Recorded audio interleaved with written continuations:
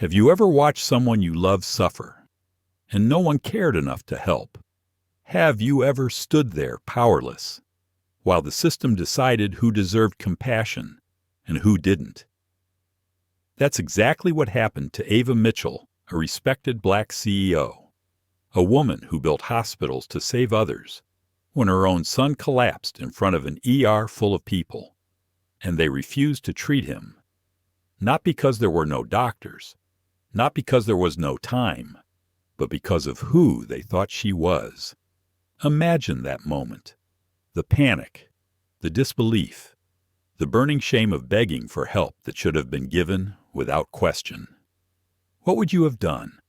Walked away in silence, or stood up to a system that had failed you? Ava made her choice. Hours later, she walked back into that same hospital not as a desperate mother, but as the woman who owned it. And what she did next would shake the entire healthcare system to its core. This isn't just a story about power or revenge. It's about dignity. It's about what happens when pain meets purpose.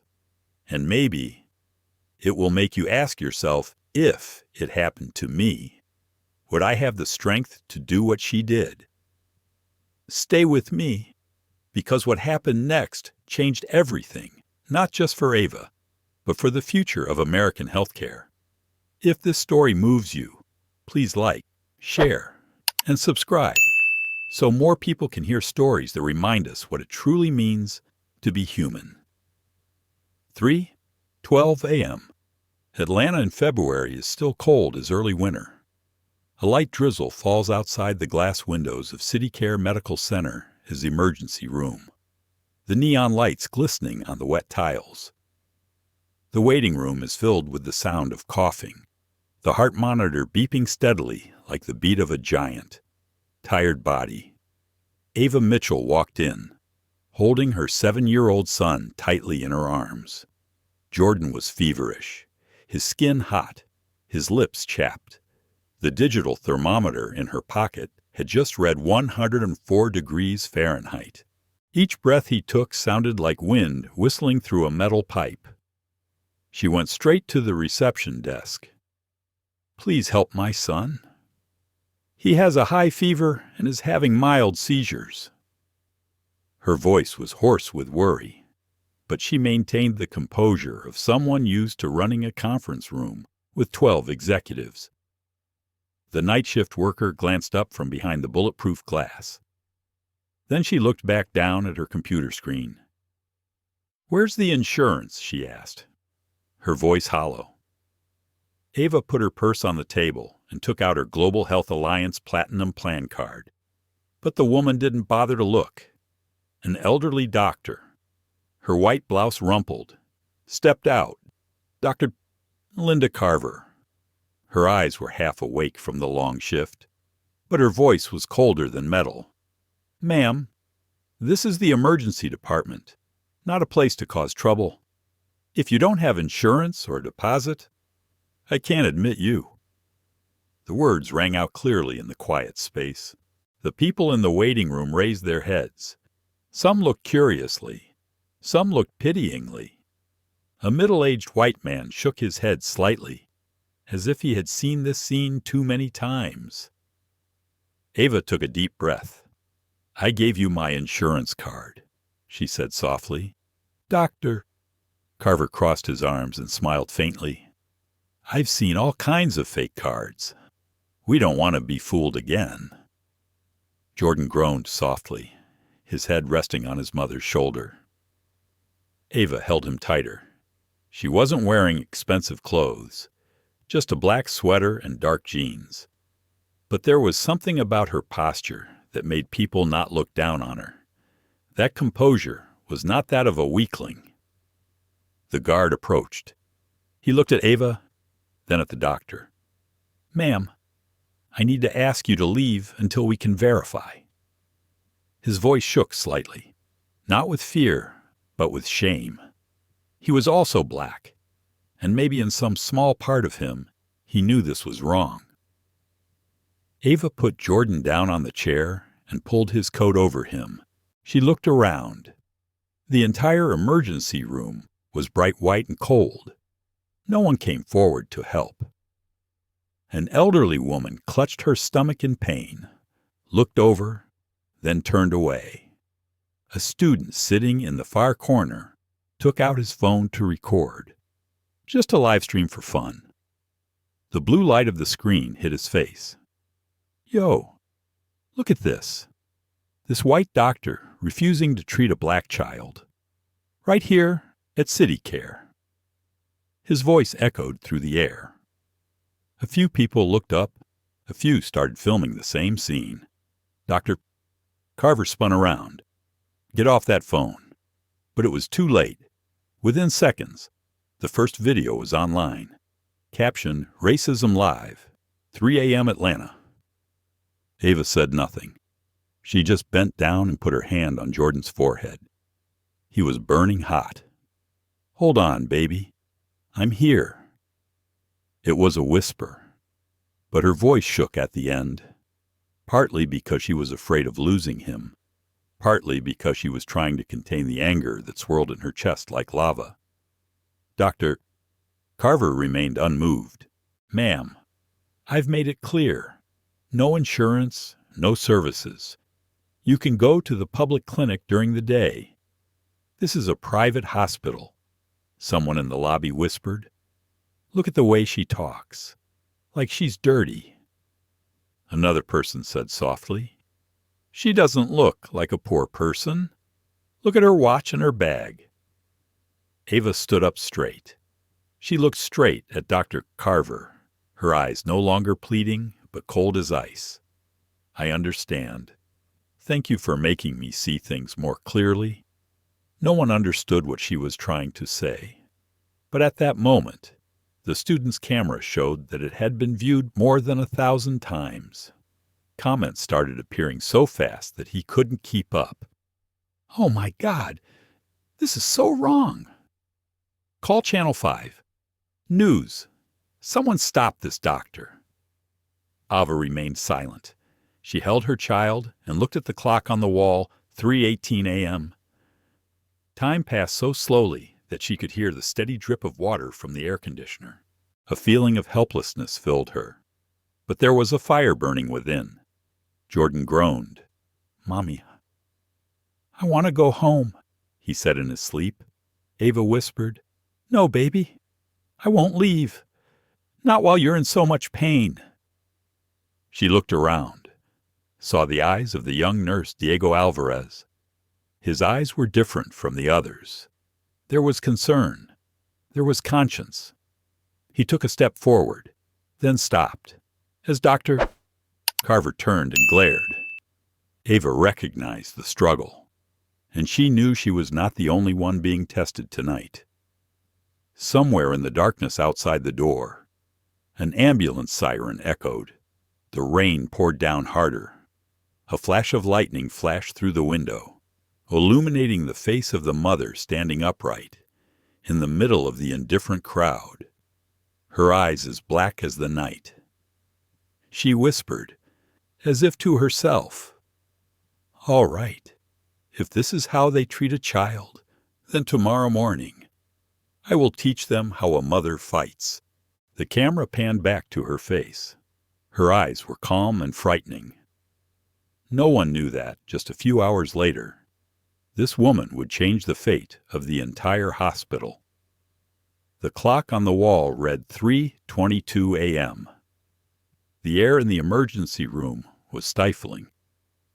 The smell of disinfectant mixed with the humidity from the night rain thickened everything, leaving only Jordan's raspy breathing and Dr. Carver's high heels clicking coldly on the floor. Ava sat there, silent, her hands on her son's thighs, her eyes never leaving his feverish face. A night clerk approached and whispered to Carver, his voice low enough for the entire lobby to hear. She said she had a platinum plan. Carver chuckled. Platinum plan. In this area, someone must have printed it off the internet. A few small laughs escaped, suppressed but uncontrollable. Ava heard every word, but she didn't react. She was used to being judged by the color of her skin, but it had never hit her son like it did today. A simmering anger began to seep into her every breath, every heartbeat. A young nurse, Diego Alvarez, stood nearby. He looked at the Ava insurance card on the table. His eyes widened. The silver logo of Global Health Alliance gleamed under the fluorescent lights. He had heard of the insurance program, but he had never seen the actual card, the kind only given to those at the top of the healthcare system. He took a step forward, about to say something, but Carver's sharp gaze stopped him. In the row across from him, the student was still live streaming. "Guys, this is insane. They're still not treating the kid. Look at that woman. She's just holding her son." The comments started to pile up. A few blue-tick accounts popped up. Freelance reporters started hashtagging Yaush Iracism, Yaush from CityCare Atlanta. Views jumped from 10,000 to 18,000 in just 3 minutes. Diego glanced quickly at Carver, then at Ava.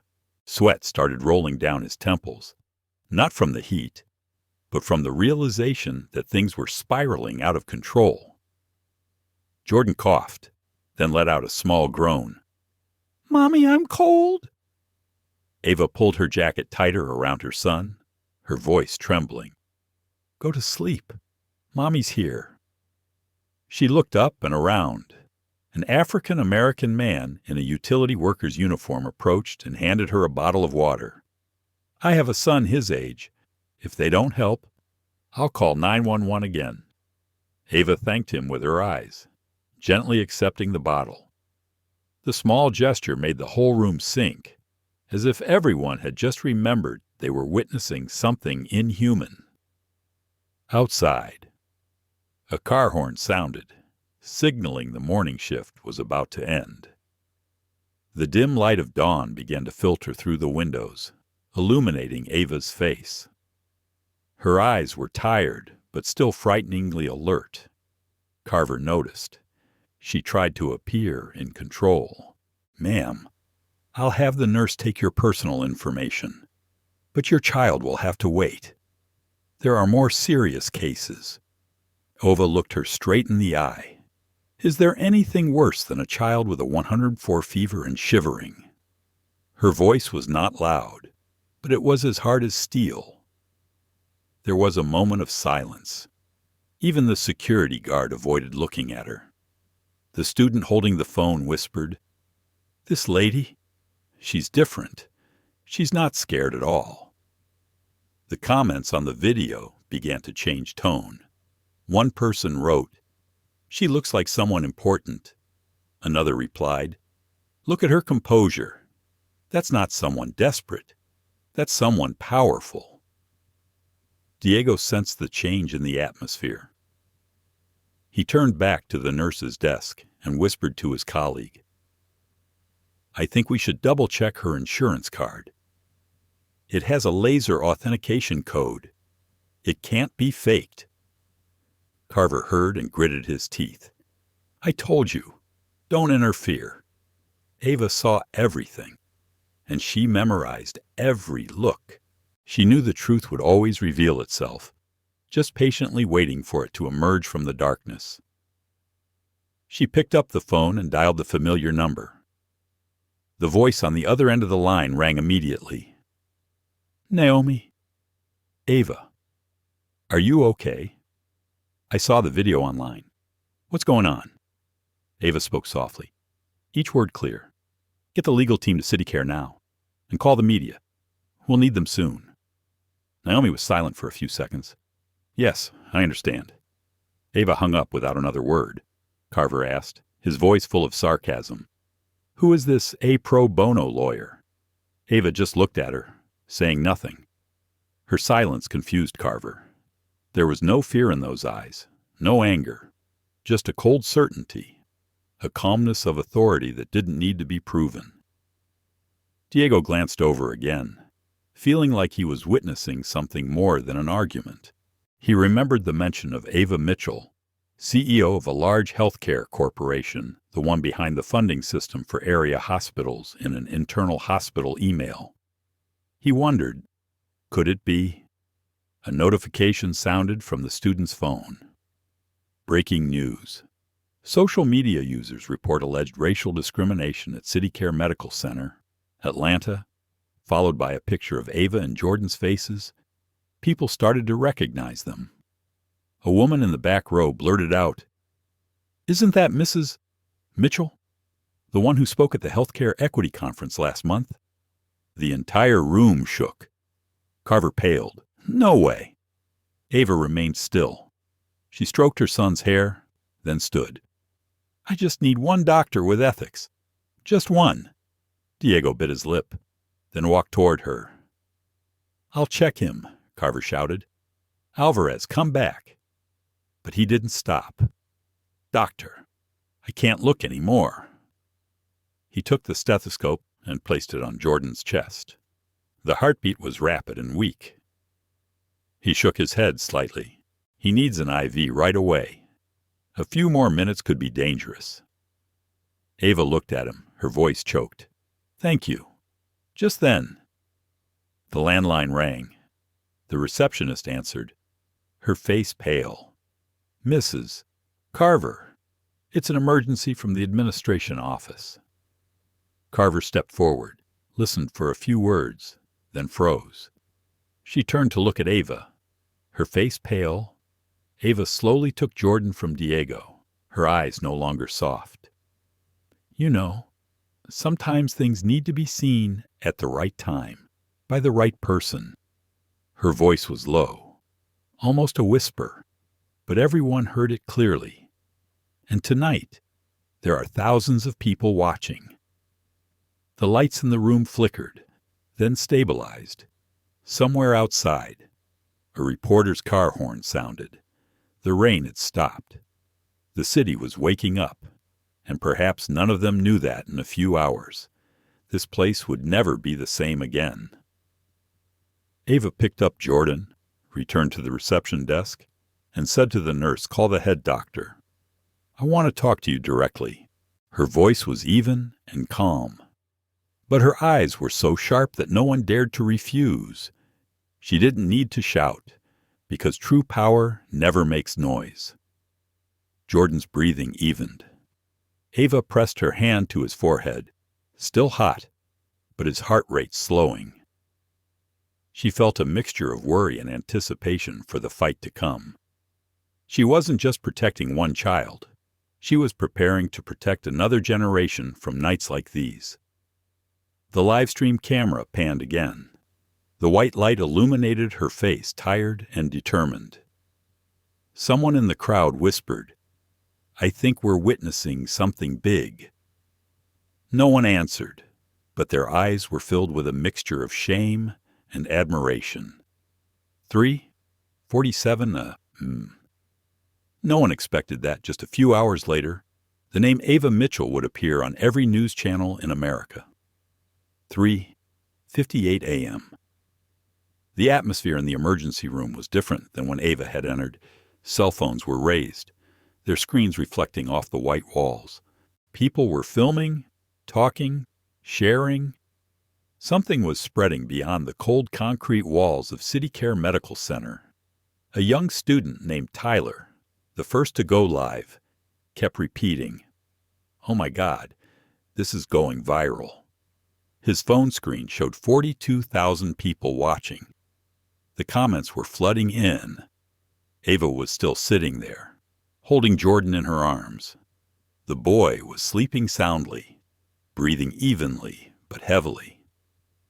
Diego put an ice pack on his forehead to cool him down.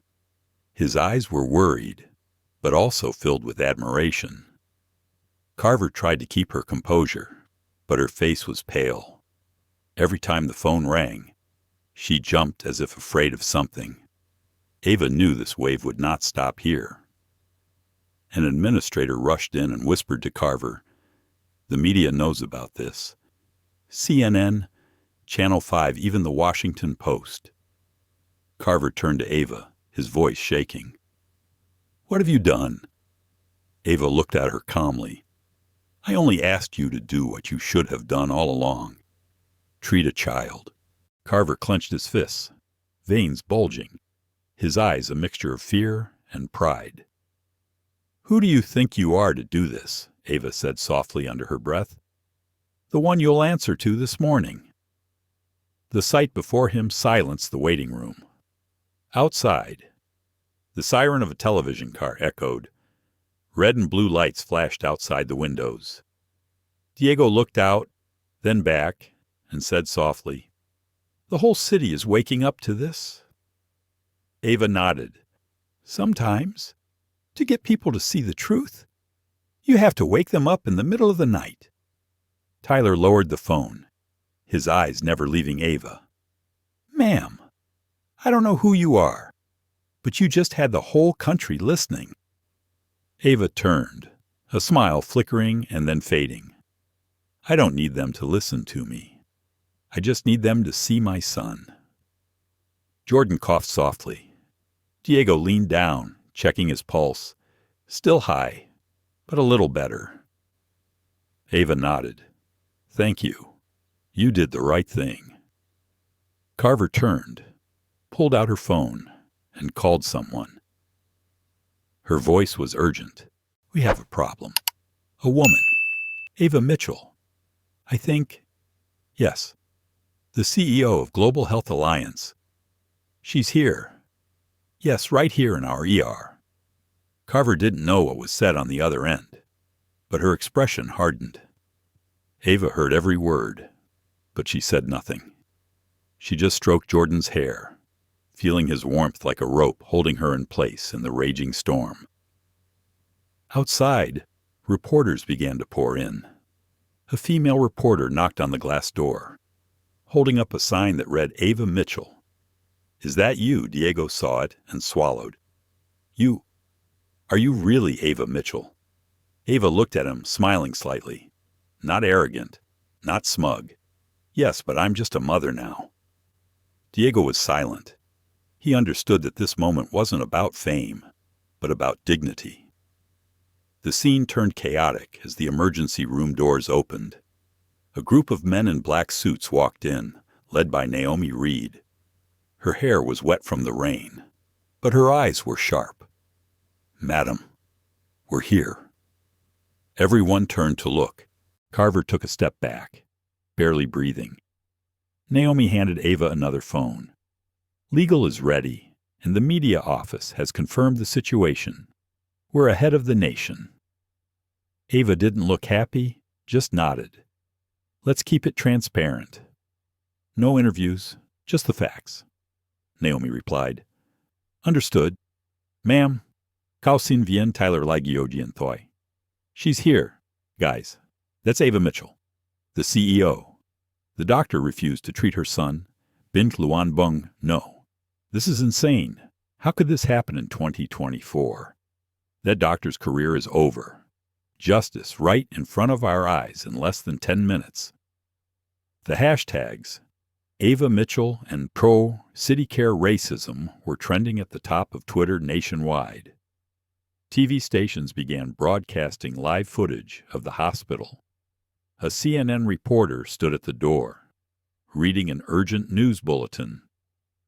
We are at CityCare Medical Center, where an incident has just occurred that has sparked outrage on social media. The victim is believed to be the son of Ava Mitchell, a prominent healthcare CEO. Diego looked at the news on the small screen mounted on the reception desk and couldn't believe his eyes. It had all happened in less than an hour. He sighed and said softly to Ava, You can change the whole system, right? Ava replied softly, her eyes distant. No, Diego, I don't want to change the system through power. I want it to change itself out of shame. Jordan stirred. He opened his eyes, his voice weak. Mommy, why are so many people staring at us?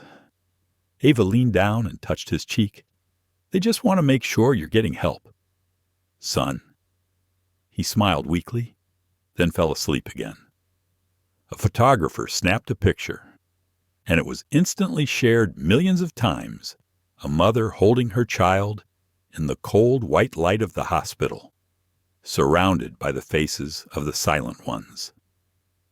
In the management office upstairs, the phone rang repeatedly.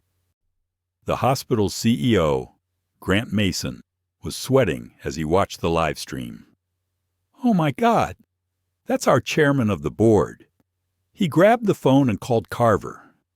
"Linda, what are you doing?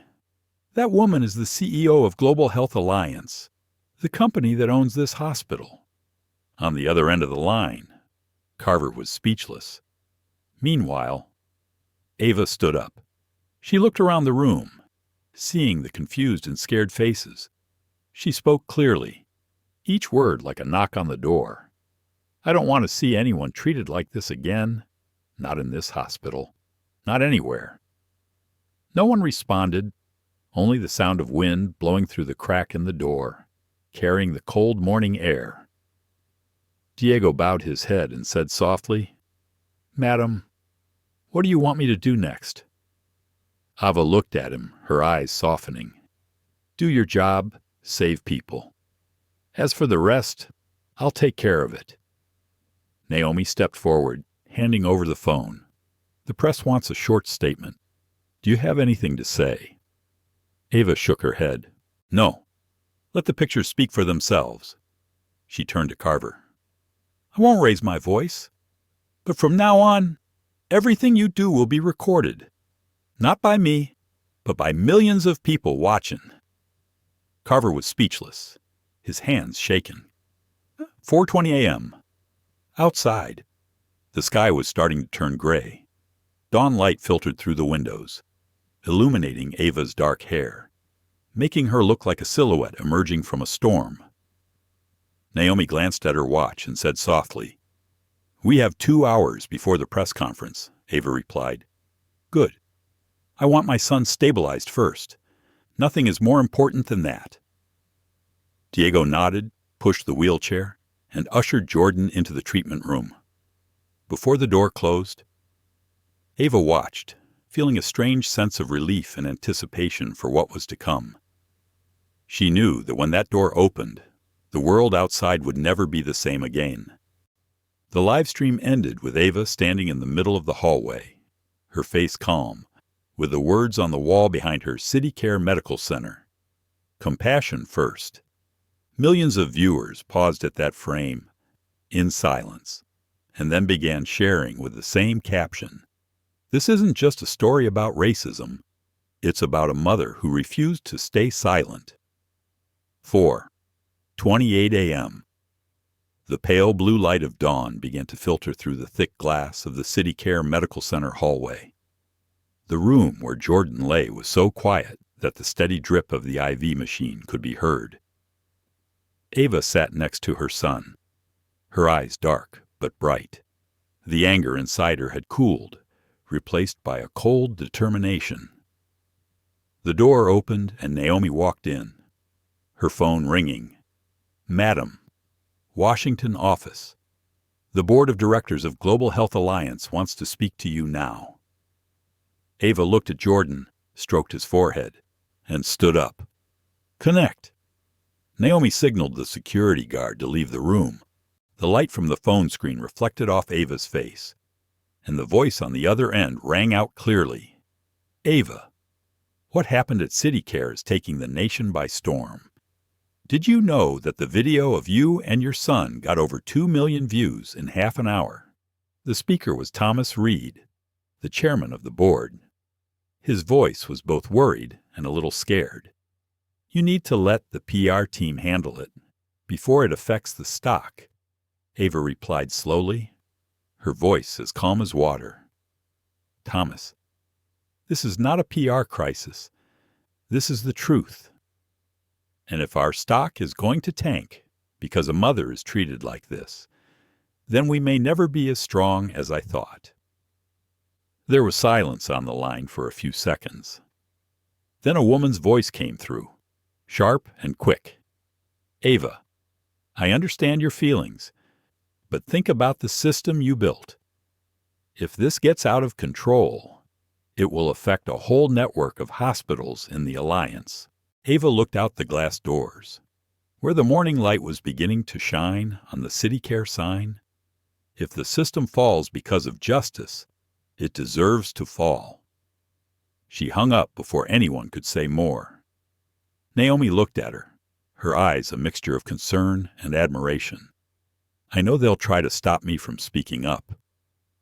Ava smiled slightly. They'll have to learn that silence is an option, but not mine. The sound of the door opening behind them made them both turn. Diego walked in, a medical chart in his hand. The boy is responding well to the medication. Blood pressure is stable. Fever is dropping rapidly. Ova nodded slightly. Thank you. Diego. He hesitated, then spoke softly. I know this could cost me my job, but if I could go back, I would do the same thing. Ava looked at him for a long time, her voice softening. You didn't lose anything, Diego. Tonight, you retained the most important thing in this profession, your humanity. Naomi took another call, sounding nervous. Madam, the press is waiting outside. They want to speak live. CNN, NBC, Fox all have TV trucks parked outside the gate. Ava mused. We're not talking about the storm. We're talking about the disease. Naomi frowned. You mean? Ava turned to look at Jordan. The disease of this system, Naomi, it's not just this hospital. It's how people treat each other. There was a knock on the door. An older man in a gray suit entered. Mr. Grant Mason, the hospital's CEO. His face was sweaty, his voice trembling. Mrs. Mitchell, I'm so sorry. I had no idea this was happening under my supervision. Ava looked at him, saying nothing. He continued. Dr. Carver has been suspended. We'll be investigating this morning. Ava folded her arms, her voice steady. Do you know how much I believe the system could fix itself? Mr. Mason. He bowed his head, silent. Ava stepped closer.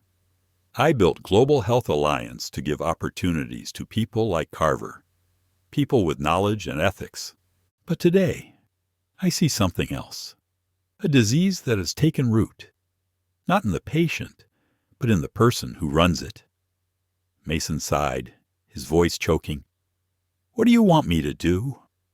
Ava looked him straight in the eye. I want you to do it right. Not for me, but for that child. Outside in the hallway, footsteps bustled, cameras buzzed, reporters called names. Naomi got the text, read it quickly, and said, Madam, the hashtag Dr. Justice for Jordan is topping the national trend.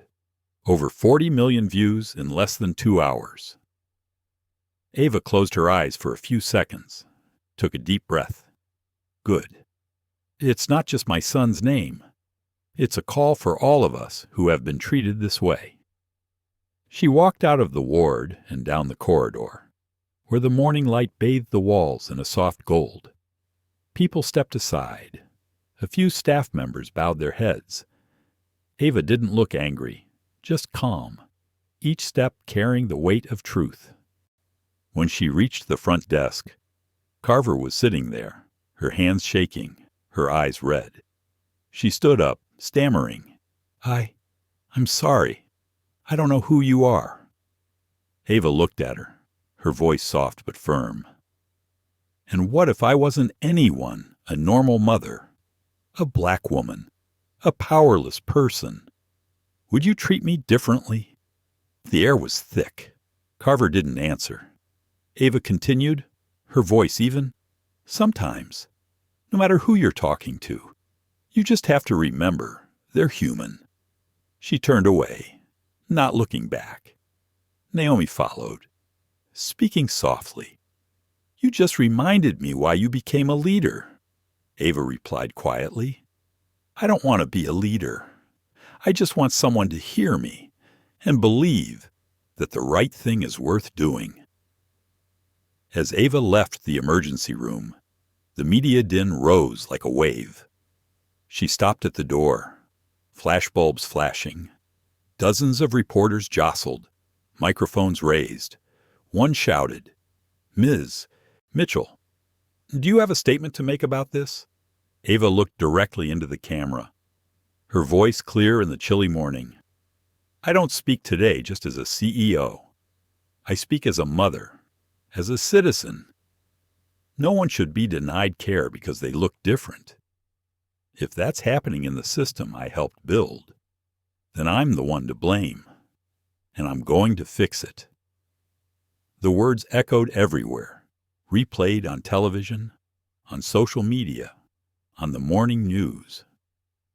A young female reporter at the scene later recalled, "I have never seen anyone speak so calmly and silence a crowd.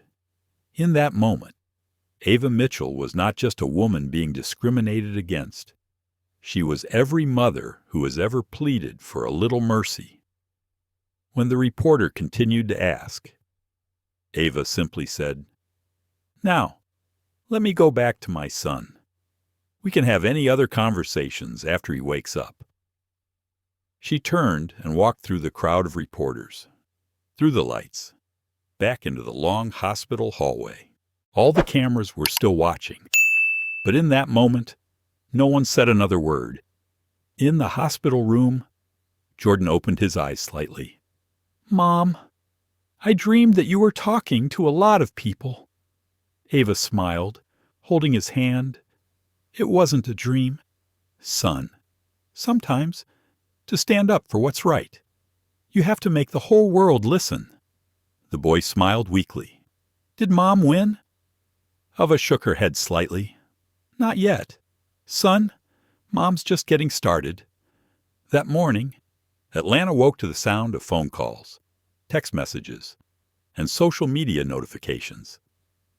The story of Ava Mitchell and her son was on every newscast, from CNN to Fox, from personal blogs to local news sites. Everyone was talking about the same thing: why a young black boy was denied treatment at the hospital owned by the same company his mother was CEO of. In the 12th floor control room of CityCare Medical Center, an emergency meeting was taking place. Men in suits sat around a long table, white light shining on their tense faces. Grant Mason, the hospital director, kept wiping sweat from his forehead. A middle-aged man spoke up. "We need to protect the hospital's image. We must publicize that this was just a personal error." Grant responded immediately, his voice choking, "A personal error." The entire night shift system watched, but no one took action. If it was just a mistake, we wouldn't have become a national trend. The door swung open. Ava walked in with Naomi. The atmosphere in the room changed instantly. No one spoke, only the soft click of her shoes on the floor. She sat down at the head of the table, needing no introduction. Her voice was low, clear, and calm. "I hear people are trying to save the hospital's image. Unfortunately, what I want to save is its conscience." The room fell silent. One tried to argue. "Ma'am, we can handle this internally, without damaging the brand." Ava looked at him, her eyes cold, but not angry. "If a brand survives by hiding the truth, it deserves to be damaged." She paused, her eyes fixed on Grant. "I want all the footage from that night. Everything, from the surveillance cameras to the live system logs." Grant swallowed. What are you going to do with it?" Ava said simply. "Exposing it to the light." Naomi handed her a laptop. On the screen was a video uploaded by Tyler, the student. The footage was blurry, but clear enough to see Jordan sitting in a chair, feverish, and Carver, arms crossed, cold. A voice echoed through the room. No insurance, no service. Several people in the room bowed their heads, unable to look any further. Ava paused the video at the exact frame of Jordan leaning on her mother's shoulder. "This," she said, is the moment everyone in this system forgot what it means to be a doctor. Grant's voice trembled. You want to go public? It could open up the entire hospital network. Ava nodded. I know, but if I have to choose between truth and reputation, I'll choose truth. She stood up and walked to the window overlooking the city. People out there deserve to know how they're treated when they need help saving their lives. Meanwhile, in the ground floor nurse's office, Diego was watching the news. The reporter said Ava Mitchell would hold a press conference at noon. He sighed, filled with worry, but also an indescribable hope. She was fighting not only for her son, but also for people like him, frontline workers, caught between conscience and the system. Carver sat in her room, her eyes sunken.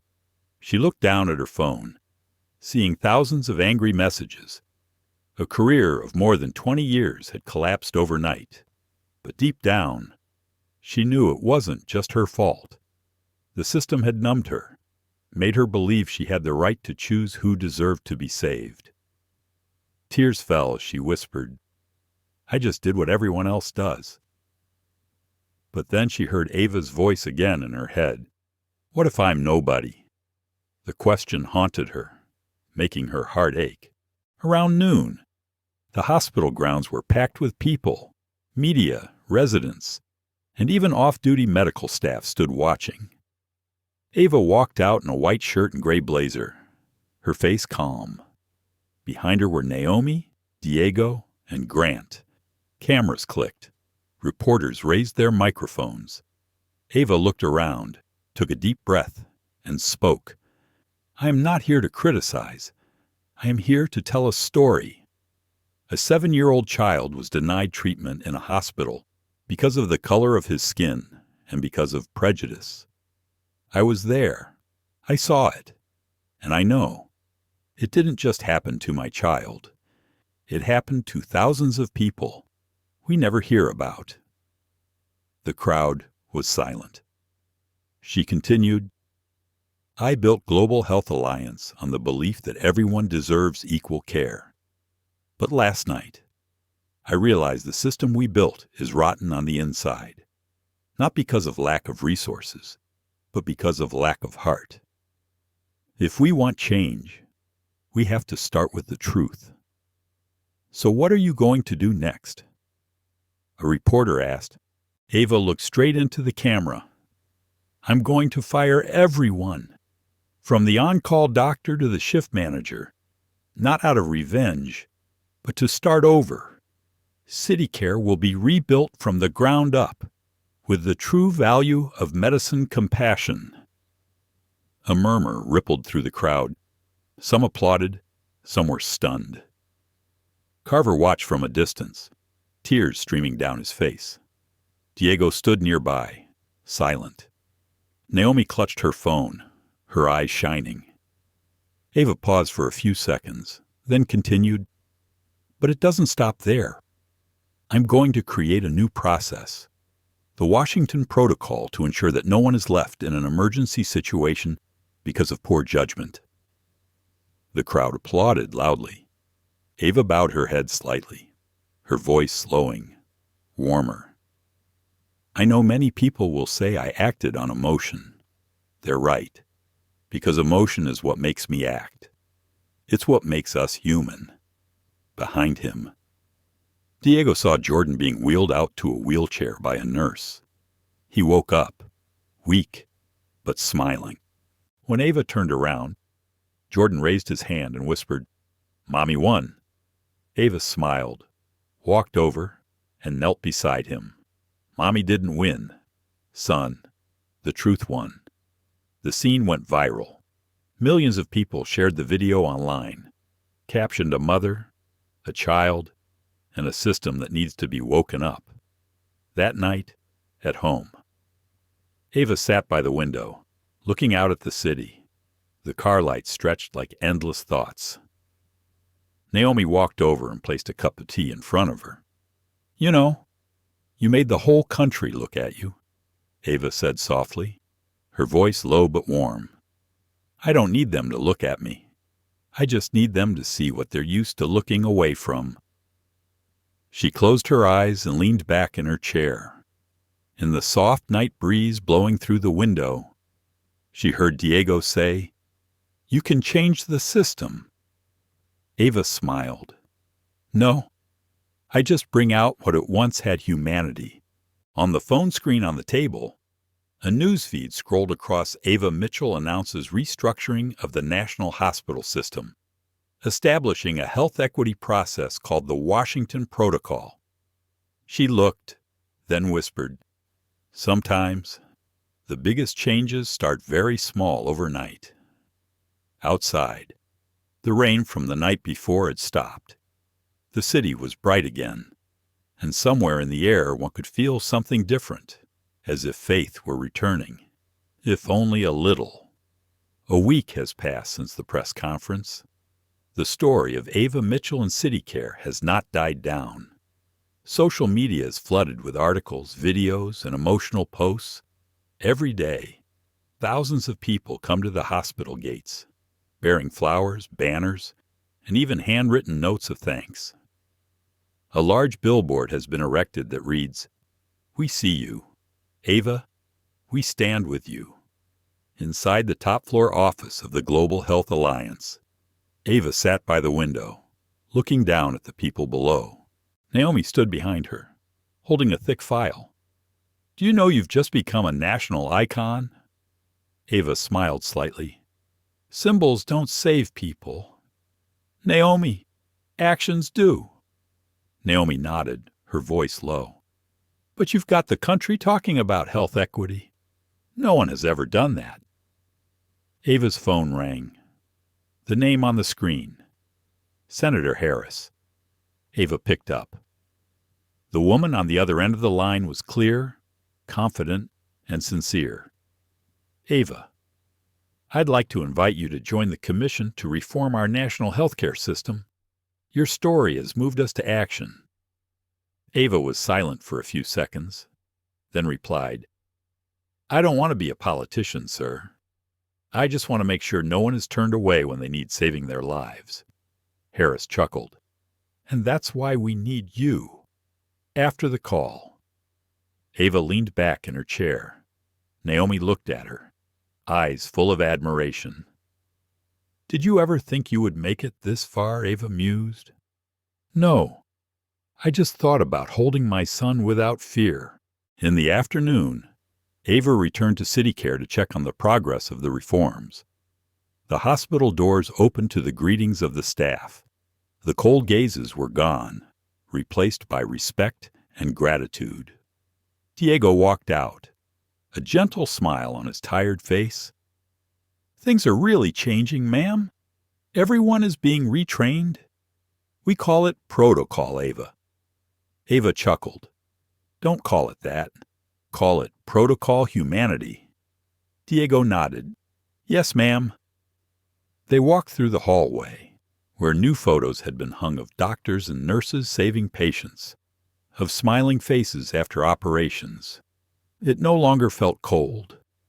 The hospital light seemed warmer. Ava stopped in front of a frame, a picture of Jordan in a wheelchair, smiling brightly. She touched the edge of the frame, her eyes distant. "Mrs. Mitchell." A voice called out from behind. Ava turned around and saw Carver standing there. Her face was gaunt, her hair streaked with gray. "I came to apologize." Ava looked at her, silent. Carver continued, his voice trembling. "I lost everything after that night. My reputation, my career. But what hurt me the most was realizing that I no longer saw myself as a doctor. I forgot why I chose this profession." Ava looked at her for a long time, then answered softly, "You may have lost your position, but if you are truly sorry, you have not lost your soul." Carver looked up, tears streaming down his face. "Do you truly forgive me?" Ava nodded slightly. "I do not forgive you for what you did. I just do not want resentment to take away the remaining part of you," Carver cried. Diego stood by, silently watching, his head bowed. In that moment, Ava realized that justice comes not only from punishment, but also from awareness. Ava returned home late in the afternoon. Jordan, now feeling better, was sitting on the sofa watching videos of his mother. "You're famous." Ava sat down next to him and smiled. "Being famous doesn't matter. Son, what matters is that you made them listen." Jordan nodded, then asked innocently, "Mom, why do people treat you differently just because of the color of your skin?" Ava looked at him, her eyes distant. "Because sometimes people forget that we're all the same color, but that doesn't make you any less son. It just makes you stronger." The boy nodded, then leaned his head on his mother's shoulder. Outside, the sunset was falling, painting the room a warm orange. Ava whispered, "Someday, when you grow up, you will understand that change doesn't come from anger, but from believing that you can do better." That night, Ava appeared on live television.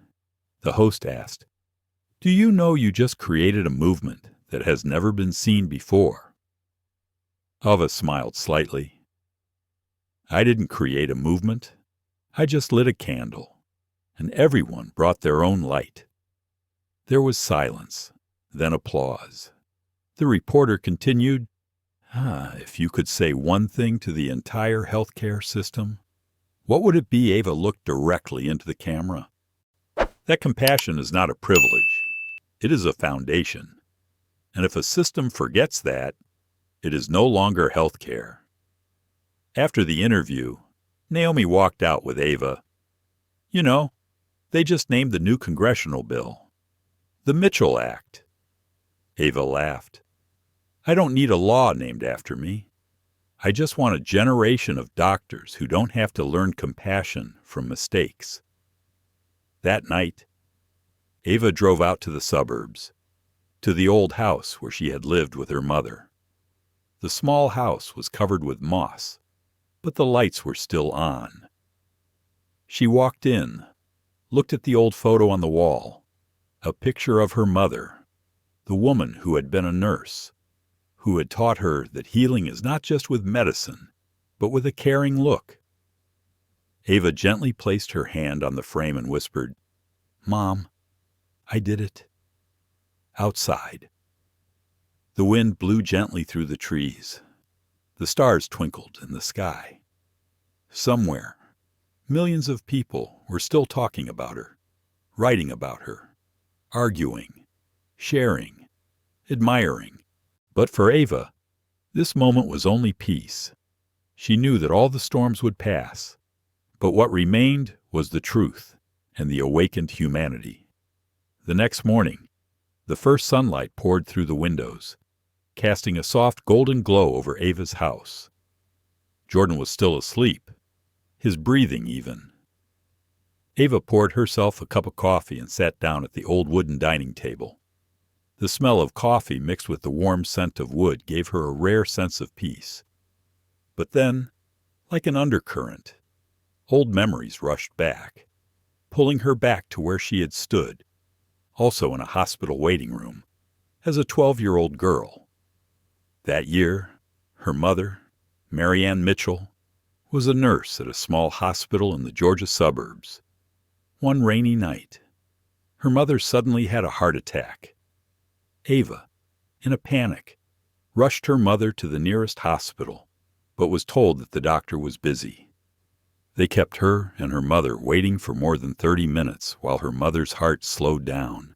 Ava remembers the receptionist's face clearly, cold, emotionless, only repeating, "Please wait." When her mother collapsed, they rushed over, but it was too late. That memory is like a never-fading mark in her heart. She closed her eyes, her hands clasped around her coffee cup. Her mother's voice echoed somewhere in her memory. "Ava, If you can change anything in this world, start with fairness. And that was the day Ava vowed that, if she was strong enough, she would not let anyone lose a loved one because of prejudice or indifference. Naomi stepped in, interrupting her reminiscence. "Are you thinking about the past again?" Ava nodded slightly. "There are things we think we've forgotten, but we're just keeping them hidden." Naomi sat down, her voice soft. "That's what makes me different. Ava, I don't fight for fame. I fight for memories." At the same time, the news came on the television. A special report. The Healthcare Reform Commission officially announced its plan to implement the Washington Protocol, inspired by Ava Mitchell's actions. Ava looked at the screen, saw herself all over the news. But what made her smile was not the fame, but the small subtitle below "Fairness is not a slogan, it is an action." At noon, Ava visited CityCare's new training area. Diego was instructing a group of young nurses.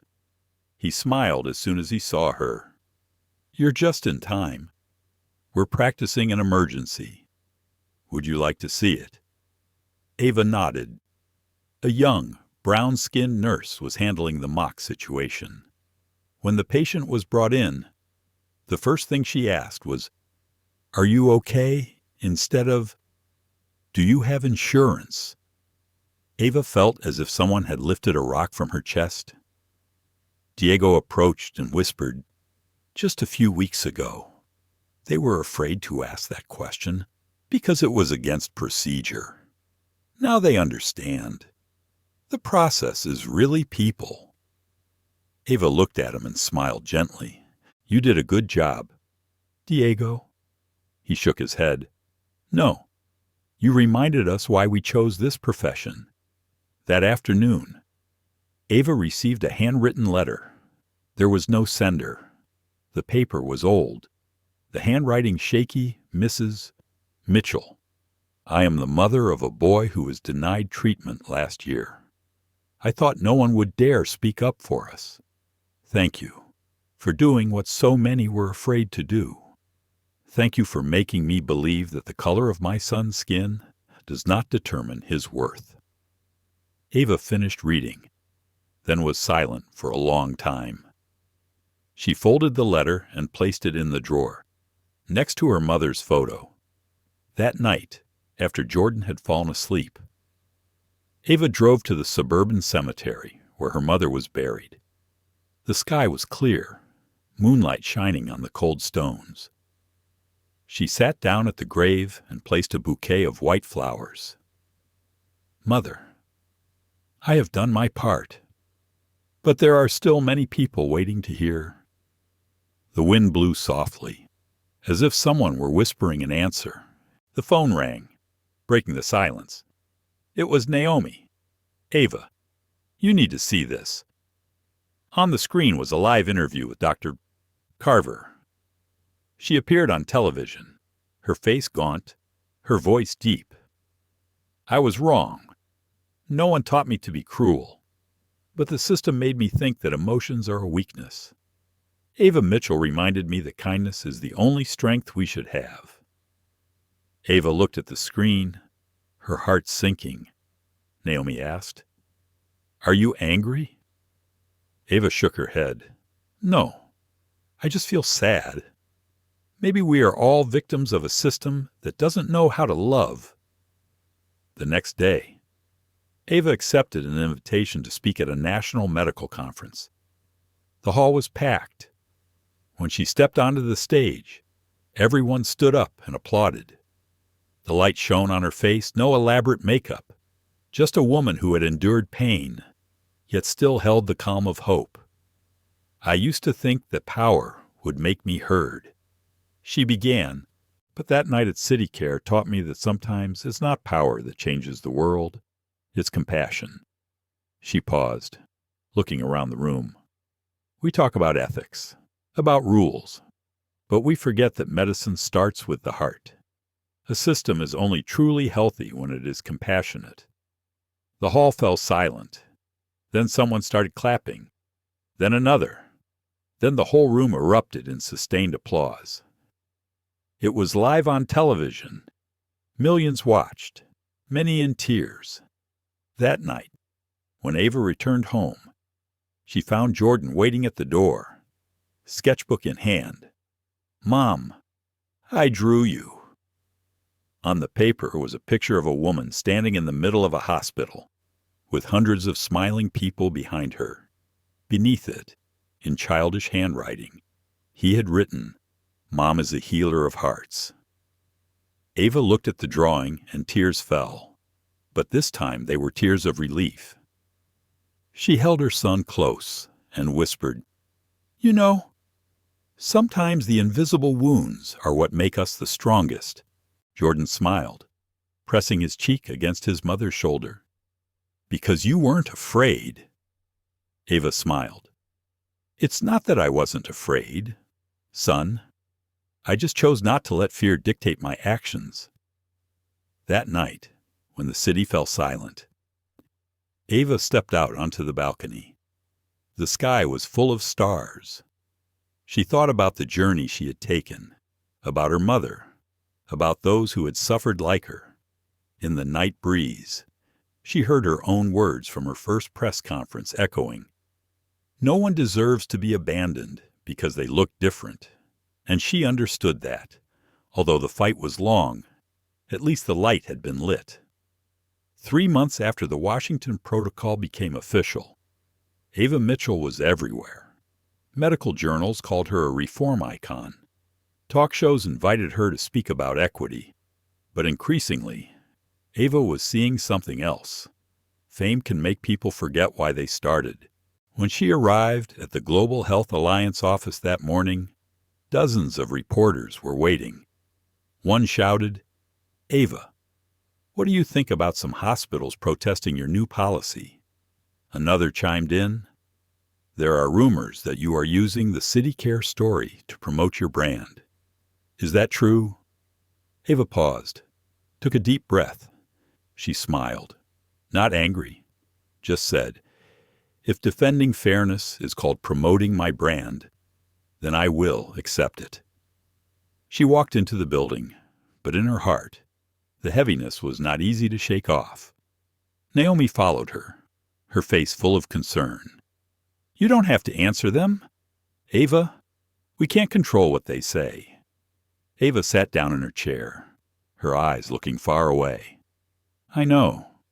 But Naomi, it's sad that justice needs to be explained." In the afternoon, Ava attended a congressional committee meeting about plans to expand the Washington Protocol nationwide. Senator Harris shook her hand and said, "You're doing something the healthcare system hasn't dared to do in decades." Ava smiled slightly.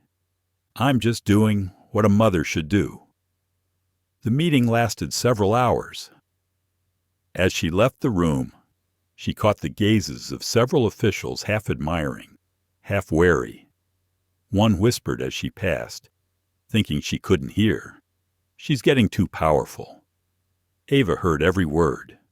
Ava came home late that night. Jordan was asleep, but Naomi stayed to help her sort through the paperwork. There was a pile of letters and reports on the desk.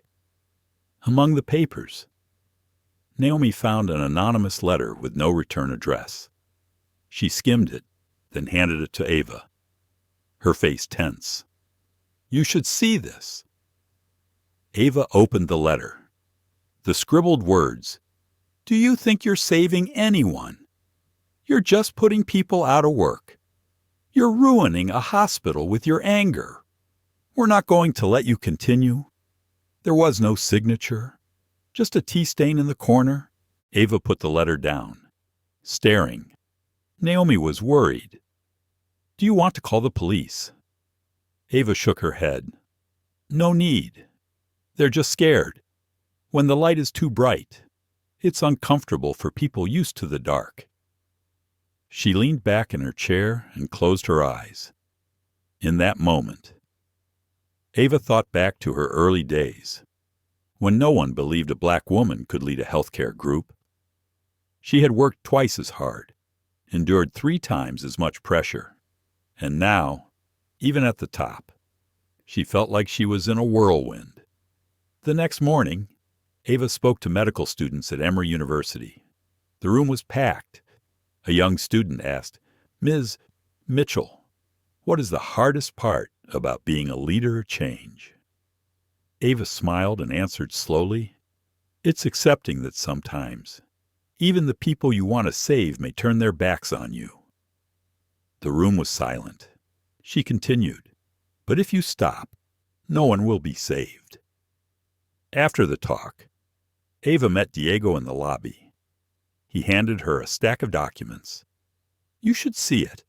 There's a group of hospitals that are trying to pull out of the Washington Protocol. They say the costs are too high." Ava opened it, her eyes narrowing slightly. "They're afraid of change. Diego, they're more afraid of losing their bottom line than they are of losing their conscience." Diego nodded, his gaze firm. "Then we'll prove that fairness is profitable." Ava smiled. "Exactly."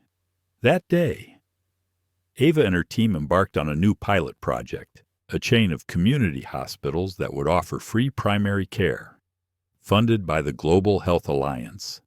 Naomi called it her second light, but Ava knew every light came at a price. News of the project spread quickly. The black community welcomed it, but some conservative groups began to protest. Forums spread misinformation, saying Ava was politicizing healthcare. Malicious comments flooded in. "She's just showing off. She wants to run for office. She doesn't really care about her patients." Ava read it all, but didn't respond. She just kept quiet and continued working. Late at night, after Jordan had fallen asleep, Ava sat on the sofa, the yellow light illuminating her tired face. She turned on the TV and saw an interview with Dr. Carver. She was telling her story.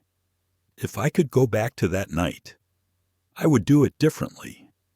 Ava Mitchell made me realize that a system is only worth having if it listens," the reporter asked. "Are you afraid of being hated?" Carver smiled sadly. "Yes, but fear doesn't change anything." Ava turned off the television, her eyes softening. Naomi appeared, carrying 2 cups of tea. "You know," she said, "people are starting to learn from your story. Medical schools are incorporating the Washington Protocol into their training." Ava looked out the window, the city lights reflecting in her eyes. "I don't want them to learn my story. Naomi, I want them to learn not to need it." One weekend morning, Ava took Jordan to the park. They sat on a bench under an old oak tree. Jordan smiled brightly, holding a vanilla ice cream. "Mom, I think you're a superhero." Ava laughed.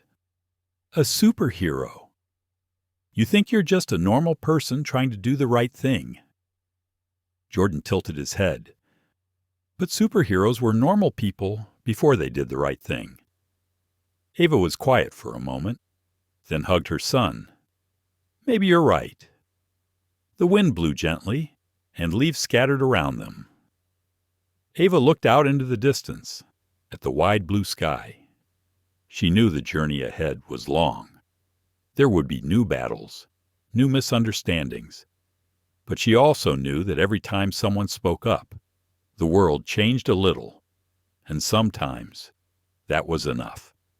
Back home, Ava received a call from Senator Harris. "Ava, I have good news.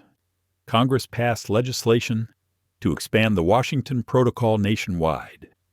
They call it the Healthcare Equity and Dignity Act." Ava smiled, her eyes sparkling. "It's finally here," Harris added. "And they want you to speak at the signing." Ava replied quietly. "I'll be there, not to applaud, but to thank everyone who believed in the good." That night, she wrote in her diary, "Light always has a price, but if it costs me to light the way for others, I am willing to pay it. The sky in Washington, D.C., was unusually blue that day. Hundreds of flags fluttered in the wind on Pennsylvania Avenue. The Great Hall of the Capitol was bathed in midday light. Everyone present knew they were witnessing a rare moment in American medical history. In the front row, Ava Mitchell sat quietly, dressed in a neat cream-colored suit, her eyes fixed on the podium. Beside her were Naomi Reed and Diego Alvarez. Jordan sat between two adults, neatly dressed, eyes shining. Senator Harris stepped up to the podium, her voice loud but still filled with emotion. Today, we are not just signing a bill. We are recognizing that human dignity is inviolable, and we will never let anyone be left behind because of the color of their skin or where they come from. The audience rose to their feet, applauding loudly. The camera panned to Ava's face. She said nothing, just pursed her lips, her eyes sparkling. The host invited Ava to step forward. The applause lasted for several minutes. Ava stood there, on a high wooden platform, looking down at hundreds of politicians, doctors, nurses, students, and ordinary people. Her voice was soft but powerful. I was not born into a wealthy family. My mother was a nurse. She believed that every person, no matter how small, deserved respect. When I was 12, I lost my mother because she was not treated in time. From that moment on, I knew what I had to do. She paused, took a deep breath, and looked up. The Washington Protocol is not my own work. It was written with the pain of thousands of people, with tears and losses that should not have happened. Today, I only stand here on their behalf. In the audience, many people bowed their heads and silently wiped away tears. Senator Harris looked at her, his eyes filled with tears. We often talk about America as the land of opportunity, she continued, but opportunity cannot truly exist if equality is reserved for only some. When a child suffers the pain of prejudice, we fail in our own promise. The applause broke out again, louder and longer this time. Ava bowed her head slightly in thanks. As the signing ceremony took place, the president put pen to paper on the bill called the Healthcare Equity and Dignity Act. The moment ink touched paper, the camera panned to Ava. She smiled, a light, relieved smile. Jordan held her mother's hand tightly and whispered, "Mommy, I saw Grandma smiling in the sky." Ava looked up, the sunlight shining in her eyes, sparkling as if they were real. "Yeah, Mom, I saw it too." The ceremony ended, but the people still hadn't left. The press surrounded Ava. A young reporter asked, "Mrs. Mitchell, if there was one thing you wanted to say to the country, what would it be?" Ava thought for a few seconds and replied, "I just want to remind everyone that justice has no color, and kindness has no status." That evening, at the hotel where the group was staying, Ava opened the window and looked out at the White House in the distance. The city was still brightly lit, the sound of car horns mingling with the familiar sounds of the Capitol night. Naomi walked in, holding 2 glasses of wine. "Congratulations. Ava, we've come this far." Ava smiled softly. "No, Naomi, this is just the beginning." They clinked glasses. Diego walked in, holding the evening paper. The front page showed Ava shaking hands with the president. The headline read, "Ava Mitchell, the woman who changed the definition of health equity in America." He set the paper down on the table, his voice full of pride. She did what no one else dared to do. Ava looked at him, her voice softening. "Diego, I only dared because I was afraid. When you know what it's like to lose someone you love to injustice, you can't stay silent." After a while, they left the room and went for a walk around the nearby park. The night wind carried the scent of lavender from the potted plants on both sides of the path. Jordan ran ahead, his laughter ringing. Ava stopped and looked at her son, her eyes full of pride. "You know, Jordan, sometimes people don't realize that courage isn't about not being afraid. It's about going forward despite being afraid." Jordan smiled. "Like Mom." "Right." Ava nodded. "Like us." The next day, Ava returned to Atlanta. Thousands of people greeted her at the airport. They held signs that read, "Thank you." Ava Inequality begins with care. Media coverage continued, and hospitals in her network began implementing new programs. But amid the spotlight, Ava maintained her usual composure. She went straight to CityCare Medical Center. The hospital looked different today. A new nameplate had been hung on the wall: CityCare Community Hospital, Compassion First. Diego waited for her at the door, handing her a white blouse embroidered with the name Ava Mitchell, founder. She put it on and walked down the hallway. A strange feeling crept into her heart, as if all the echoes of the past, from that rainy night, had been soothed. She stopped in front of the emergency room where Jordan had sat shivering. Inside, the lights were warm, and nurses were smiling at their young patients. A brown-skinned girl raised her hand to greet Ava. She smiled back, her eyes brimming with tears. "This," she said softly, "is what it's all about." That evening, Ava returned home. She turned on her computer and saw thousands of emails from all over. There were mothers, fathers, doctors, students. One wrote, "Your story made me reapply for medicine." Another wrote, "Because of you, my daughter was saved." Ava read each line, her eyes watering with emotion. Jordan ran over and climbed onto her mother's lap. "Are you tired?" Mom Ava stroked her son's hair and smiled. "I just feel relieved, because I know that from today on, there will be more children who don't have to wait like you did." Night was falling. She sat by the window, watching the sleeping city of Atlanta. The distant lights reflected off the glass, creating spots of light like stars. Ova took out a leather notebook and wrote in it, "Justice doesn't start with the system. It starts with the heart." She put down her pen and gently closed the notebook. Jordan was asleep, breathing evenly.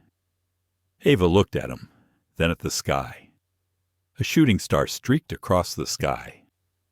"We did it, Mom," she whispered, and for the first time in years, she felt truly at peace.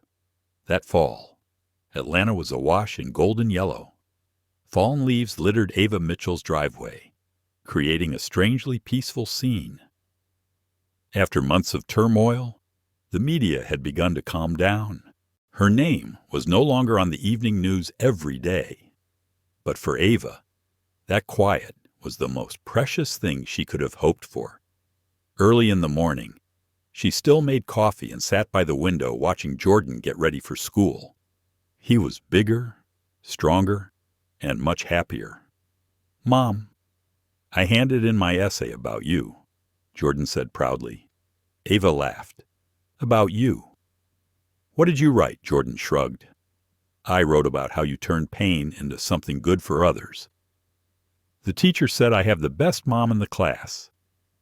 Ava smiled, feeling a mixture of pride and tears. After Jordan left for school, Ava drove to the new Global Health Alliance office. There were no more tense meetings, just light laughter today. Naomi was busy with her young colleagues. She looked up when she saw Ava. "I got the report this morning. Ava, in the 6 months since the deployment, emergency room visits have increased 47%, and not a single case has been denied due to insurance." Ava put her bag down on the table and nodded slightly. "That's what I wanted to hear most this week." Naomi smiled brightly. "I guess so." Oh, and there's someone who wants to see you. The door opened and Diego walked in, wearing a white coat. He carried an envelope. "I'm taking 2 weeks off," he said. Ava looked at him in surprise. "Where are you going?" Diego scratched his head, smiling sheepishly. "I signed up to volunteer at a field hospital in Texas. They're understaffed. I thought, if we really believe in justice, we should take it to the places that are less visible." Ava paused for a moment, then smiled. "You're right, Diego. Go, but come back. We still need you." Diego nodded, his eyes shining. At noon, Ava went to the park near the headquarters. She sat on an old wooden bench, watching people pass by. An old woman approached, smiling warmly. "You're Ava Mitchell." "Right. I just wanted to say thank you. My daughter was turned away from the hospital because she didn't have insurance. But last month, they saved her, and they said your new policy was the reason." Ava took her hand, feeling a warm feeling spread through her. "Thank you for sharing. Your story makes me know it's all worth it." As the afternoon wore on, the wind began to change. Ava stood in the empty conference room, staring at the old plan on the wall. She suddenly realized that for years she had been at war with prejudice, with fear, with the system, and with herself. But now, as everything calmed down, she felt strangely empty. Naomi walked in, seeing Ava standing silently. "What are you thinking about?" Ava turned back and whispered, "Do you ever feel like, when the storm is over, you don't know what to do with the silence?" Naomi smiled. "I don't think it's empty, Ava. It's peaceful." Ava sighed softly. "Maybe you're right." That evening, Ava came home and saw Jordan drawing on the paper. He had drawn a picture of a brightly lit hospital with the big letters CityCare of Hope. Ava looked at it and asked, "What is this?" Jordan replied, "It's the hospital I want to build when I grow up. I want to help people like my mom did." Ava hugged him gently, feeling her heart warm. "You can do it, Jordan." That night, Ava did not fall asleep immediately. She stepped out onto the balcony and looked up at the starry sky. The city below was still shining, but for the first time in years, her heart was free of turmoil. She remembered her mother's voice. "Ava, heal not only others, but yourself." She closed her eyes gently, letting the autumn wind touch her cheeks. The next morning, Ava accepted an invitation to attend the dedication of a new community hospital in Chicago, the first to fully implement the Washington Protocol. As she walked on stage, the host said, "Because of Mrs. Mitchell, we have a new generation of physicians who believe that compassion is the foundation of medicine." Ava looked at the young faces and saw in their eyes the faith she had longed for. After the ceremony, she stayed to talk to a group of students. A white girl asked, "Mrs. Mitchell, are you ever afraid that these changes will be forgotten?" Ava smiled slightly. "Yes, but I believe that every person who has been touched by humanity will not forget it. And that is how change comes about, not through laws, but through people." That afternoon, as the plane returned to Atlanta, Ava looked out the window. Below her were golden autumn fields, long winding roads, and small hospitals dotting the city. Perhaps, she thought, her mother was watching it all from somewhere up above. When they got home, Jordan ran out and hugged her. "Mommy, I have a present for you." He held out a small card, drawn with crayons. It showed a woman standing in the light, surrounded by outstretched hands. The scrawled words read, "Mommy is the light in the world." Ava hugged him, tears streaming down her cheeks. "No, baby, Mommy just helps people see the light in themselves. That night, she sat down at her desk, opened her laptop, and wrote a letter to all employees in the system. I know this journey is not easy, but every saved patient, every restored smile is proof that we are on the right path. Don't let the system numb us. Let humanity continue to be our guiding principle. She sent the message and hung up. The autumn wind continued to blow outside the window. Ava leaned her head back in the chair and closed her eyes.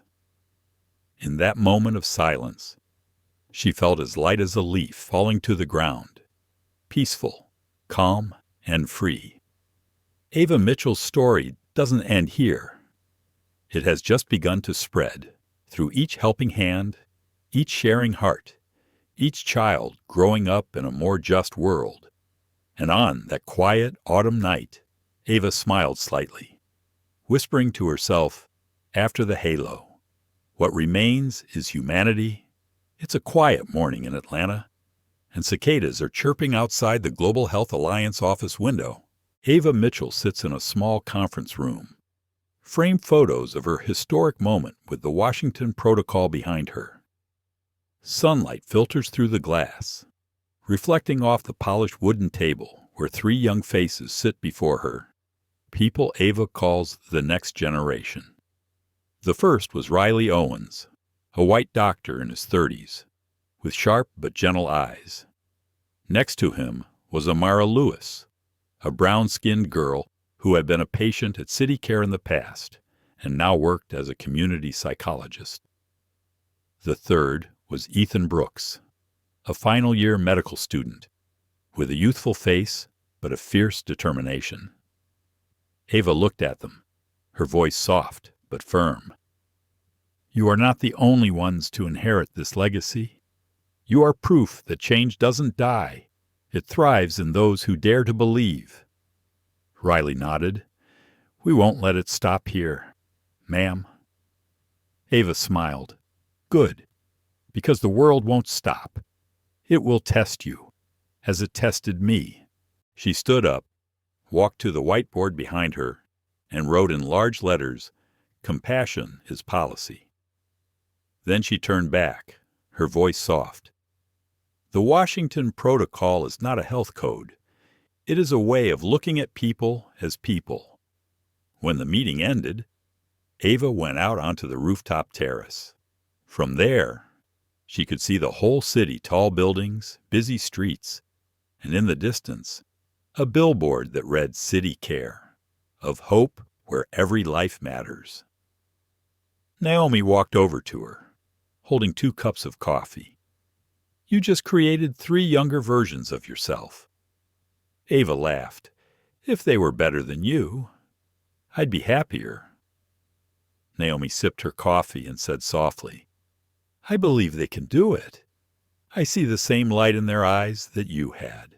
Ava replied softly, Light only matters when it's passed on. That afternoon, at a Boston medical school, a group of students were discussing Ava's online lecture. The screen showed her speaking at an international conference. If we only heal the body and forget to heal the heart, medicine is just a mechanism, not humanity. The room was silent, except for the clicking of pens. An Asian student, Lin Tran, looked up and whispered, I want to go back to Vietnam after graduation and apply the Washington Protocol there. The whole class looked at her. Everyone fell silent, then applauded. Ava didn't know it, but her message had spread beyond America, to every place where humanity was yearning. At CityCare, Diego returned after 2 weeks of volunteering. He was a little thinner, his skin tanned. Ava met him in the hallway and asked, How was it? Diego smiled. It was hard, but worth it. I learned that justice doesn't have to be grand. Sometimes it's just a handshake at the right time. Ava nodded, her eyes shining with confidence. I'm proud of you. That evening, Ava received a call from the Senate. Senator Harris said, Ova, The United Nations wants you to speak at the Global Conference on Health Equity. Are you ready?" Ava was silent for a few seconds. "I don't know if I have anything new to say." "Ma'am?" Harris laughed. "Just be yourself. Sometimes the simplest truths are the most powerful." A week later, in New York, the conference was held in a large building overlooking the Hudson River. When Ava stepped onto the stage, soft lighting fell on her face. There were hundreds of representatives from different countries in the auditorium. She began with a simple story. "I was a child who lost my mother because the medical system did not see her. I was a mother who almost lost her child for the same reason. I stand here today, not to tell a tragedy, but to prove that tragedy need not be repeated." She told of CityCare's journey, of Diego, of Carver, of the sleepless nights. When she spoke of Jordan, her voice slowed.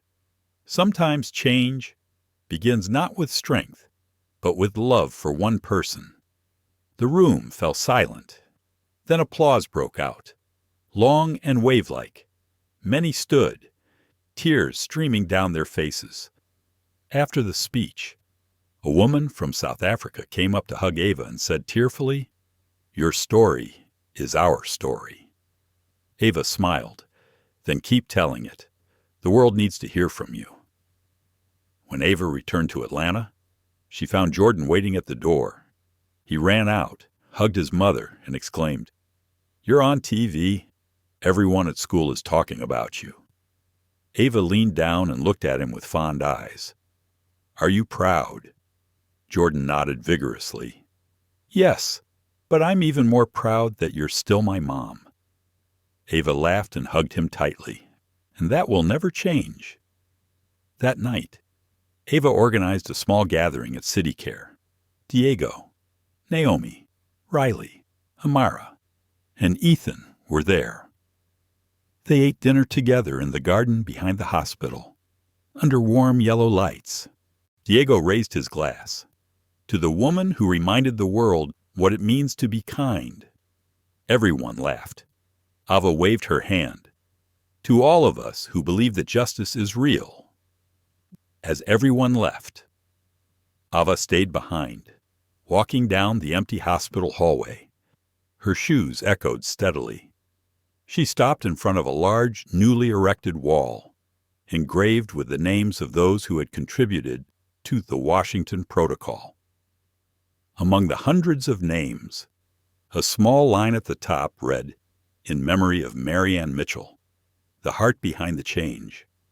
Ava touched the inscription, tears falling. "Mom, I think you would be proud." She turned and saw Naomi standing at the end of the hallway, smiling. "You know what, Ava, your story will be told forever." Ava replied softly, "Not your story, but our story." As Ava left the hospital, she looked up at the night sky. The moonlight illuminated her silver-streaked black hair. In her heart, she knew the torch had been passed, and it would continue to be lit, in place she had never been, by people she had never met. Time has flown by faster than Ava Mitchell could have imagined.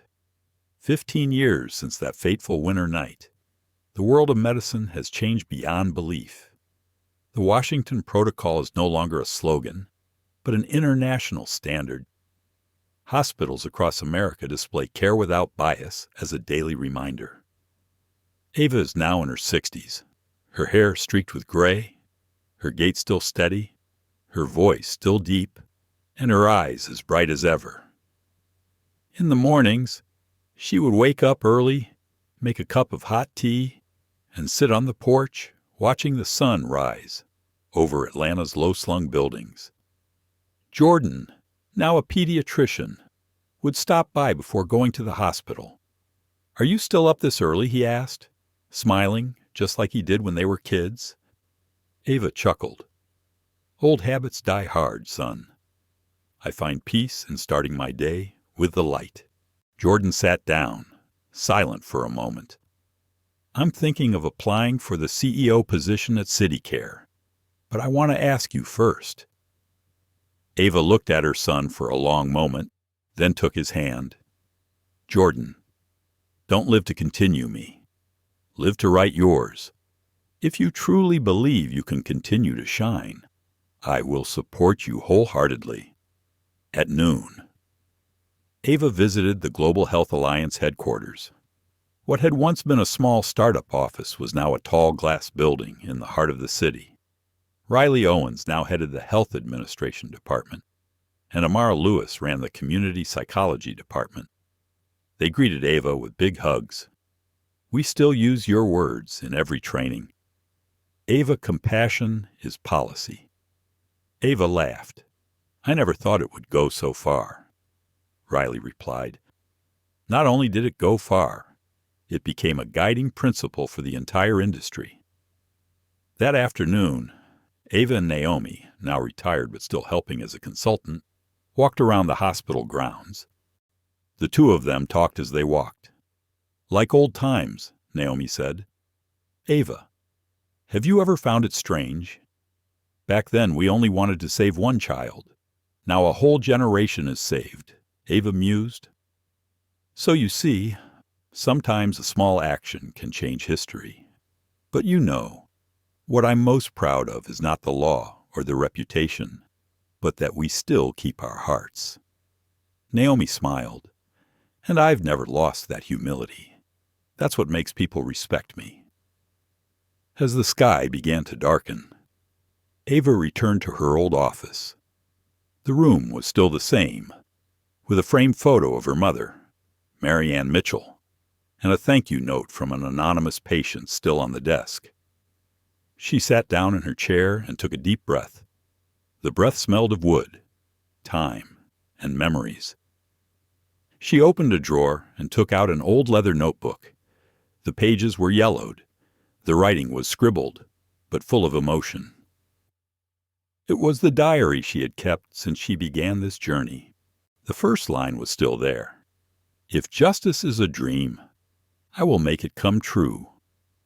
Ava turned to the last page, picked up a pen, and wrote another line.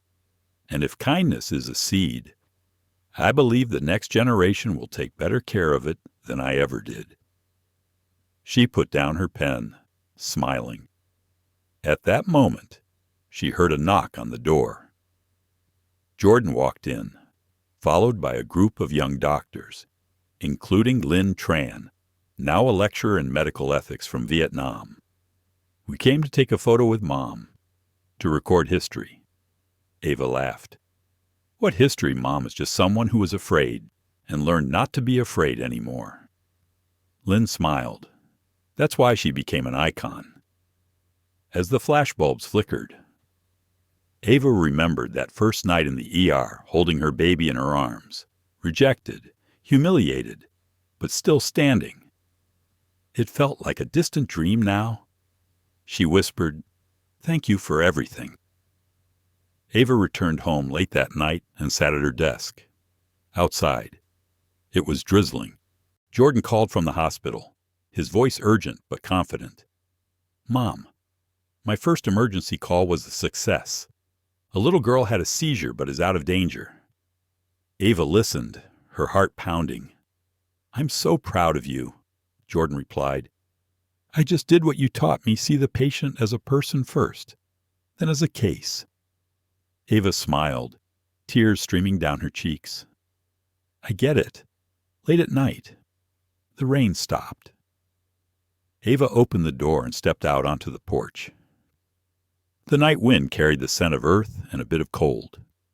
In the sky, a full moon was hidden behind the clouds. She looked up and felt her heart lighten. She said softly, "Mom, the seeds have sprouted." The next morning, Jordan picked up his mother for a special ceremony. The government announced the naming of a new national medical scholarship, the Ava Mitchell Fellowship for Ethical Medicine. During the ceremony, the president said, "There are people who need no statues, for their actions have etched their names in the hearts of their nations. Ava Mitchell is one of them. The audience rose to their feet and applauded loudly. Ava smiled when she saw Jordan standing in the middle of the row, his eyes shining. After the ceremony, she went to the garden behind the building. Lynn Tran approached and whispered, "I want to bring the Washington Protocol to Southeast Asia. Do you have any advice for me?" Ava looked at her, her voice slow. "Don't try to copy the model. Sow the seeds of kindness that are suitable for the land where you live. And when times get tough, remember that change always begins with one person believing it is possible." Lynn nodded, her eyes determined. In the afternoon, Ava and Jordan returned home. They sat together in the living room, silent for a long time. Jordan asked, "Do you ever regret it?" Mom Ava looked at her son, her voice gentle. "Regret, of course. I wish I could spend more time with you, with myself. But if I could choose again, I would still walk with you through that night. Still stand up, still fight. Because of that, you and many others can live in a better world." Jordan held his mother's hand, said nothing, just squeezed it tightly. As the sun set behind the row of houses, Ava stood and opened the window.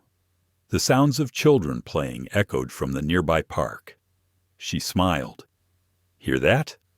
Honey, that's the sound of a future we helped create," Jordan replied softly.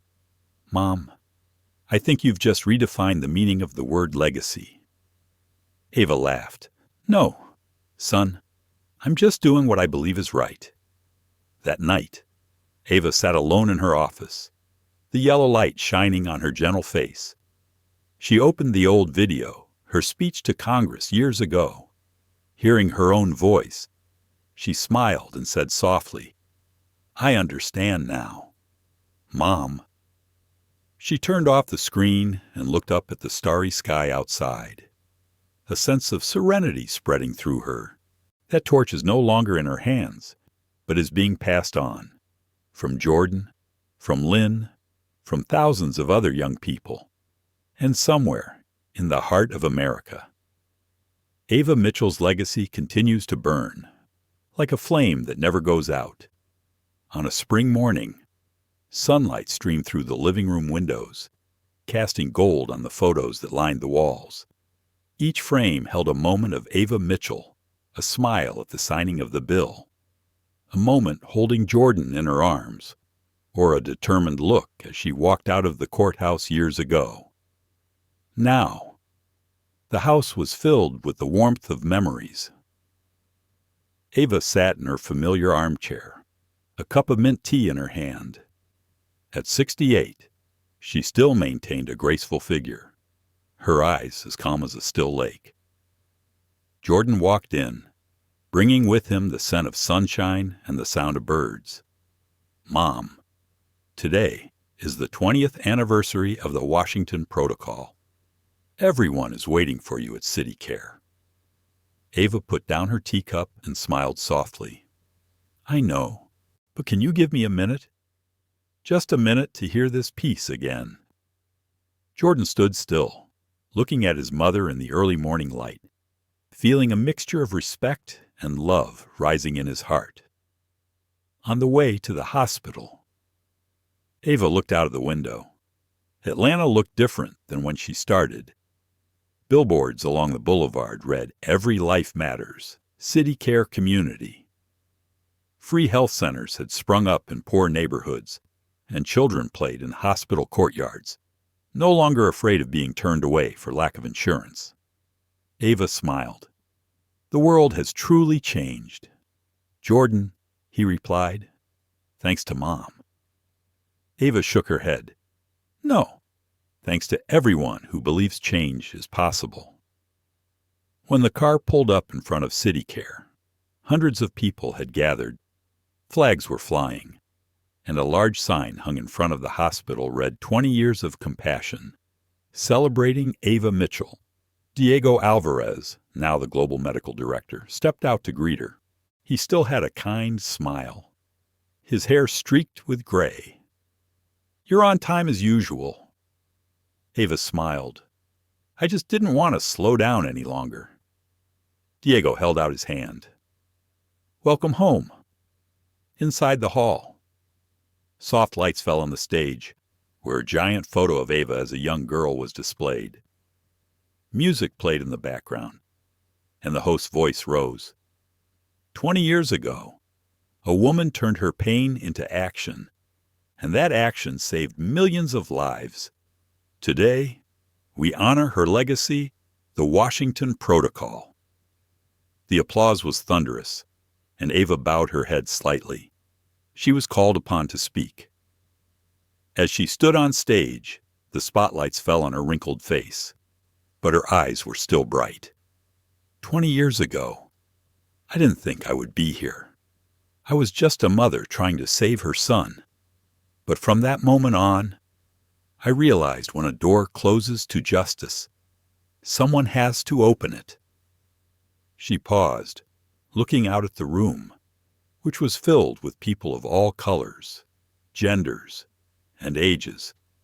I'm not saving the world. I just believe that kindness is contagious.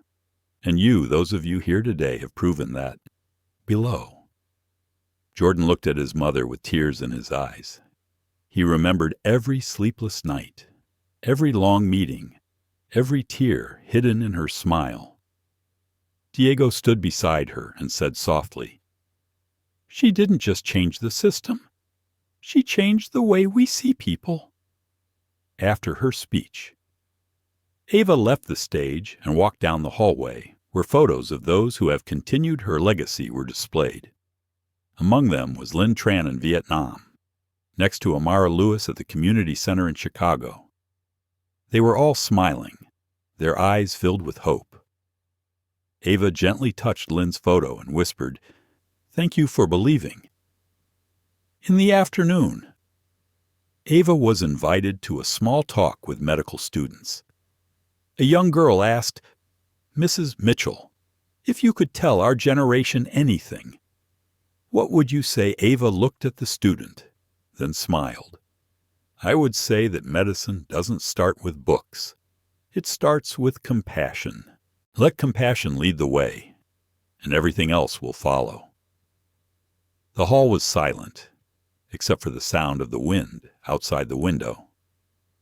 When Ava returned home, she sat down at her desk. She took out an old photograph of her mother, Marianne Mitchell, and placed it next to a small candle. "Mother, I think you'd be pleased. Jordan has become the man I hoped he would be.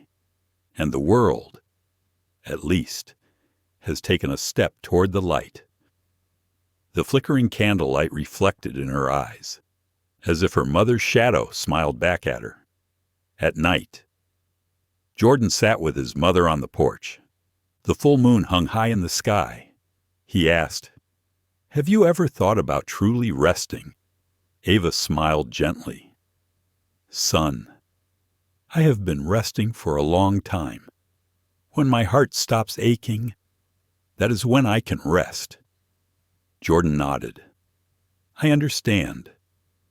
They sat in silence, listening to the chirping of insects and the wind blowing through the trees. A week later, Ava accepted an invitation to attend the opening ceremony of the Ava Mitchell Institute for Ethical Medicine, a research institute named after her, founded by Jordan and her colleagues. When the ribbon was cut, applause broke out like a tidal wave. Ava did not say anything, just smiled, her eyes filled with confidence. On the last night before leaving the city to retire to Charleston Beach, Ava wrote a letter to the entire CityCare staff. "When I started, all I had was pain and faith. You have made that faith a reality. If there is anything I want to say, it is never let humanity be forgotten in the midst of numbers, because when humanity is lost, we are left with procedures, not medicine." She signed Ava Mitchell, a believer in good. The next morning, Ava left Atlanta.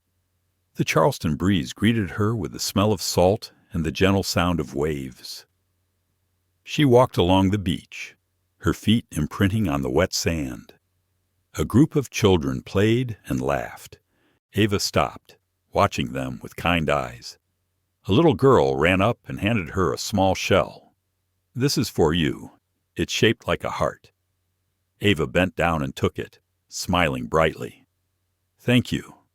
That evening, Ava sat on the balcony of her small house facing the sea, writing the last line in an old notebook. "The light does not go out. It only changes shape, changes form, and continues to burn in hearts that know how to love." She put down her pen and looked out into the distance. The red sunset dyed the horizon. The wind carried the laughter of children, an affirmation that her legacy still lived on. Jordan called, his warm voice ringing through the speaker. "Mom, the new hospital is very crowded today. Everyone is talking about you all the time." Ava chuckled. "You don't need them to remind you. Just remember why we started." "Mom, I love you," Ava replied softly. "You love me too, Jordan." As night fell, the Charleston sky was ablaze with stars. In the glittering light, Ava Mitchell sat quietly, her eyes closed in peace. Outside, the nearby lighthouse continued to shine, steady and steady, like the heart of the woman who taught the world that kindness is a light that never goes out. Ava Mitchell's story is not only a mother's journey fighting for her son, but also a poignant reminder of the limits of patience and the power of kindness. When every door closed because of prejudice, Ava opened a new door, not just for herself, but for millions of others. The message of the story is justice is not born. It is created by people who dare to stand up. In life, we cannot control the circumstances, but we can choose how to react. Ava did not choose revenge. She chose to heal through action. And it is that calmness, kindness mixed with courage, that made the world change. For older audiences, this story serves as a mirror reflecting human values that no matter what stage of life we are in, we can still make a difference if we dare to act for what is right. Let Ava's story remind us justice begins in the heart. Thank you for accompanying this emotional story. If you believe that kindness can change the world, please like, share, and subscribe to the channel so we can spread healing and inspiring stories every day. Because sometimes just one story is enough to rekindle faith in people's hearts.